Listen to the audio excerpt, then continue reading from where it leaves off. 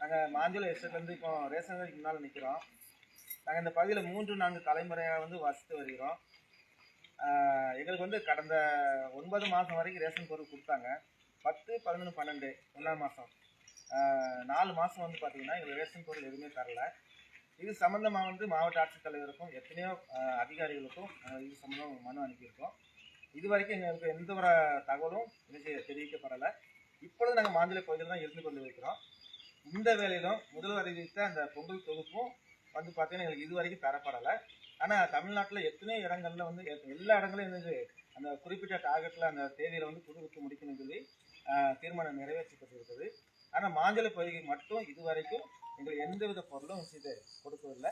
Media துறையும் ஊடகத்துறையும் செய்தோம் வந்து உங்களுடைய கவனத்துக்கு இந்த தகவலை கொண்டு வருகிறோம். இதை நீங்கள் முதல்வர் கவனத்துக்கு கொண்டு போய் எங்களுக்கு இந்த பொருளை நிவாரணப் பொருளோ இந்த ரேஷன் பொருளோ அந்த பொங்கல் தூக்கம் கொடுத்திட உதவி செய்த அன்புடன் கேட்டுக்கொள்கிறோம்.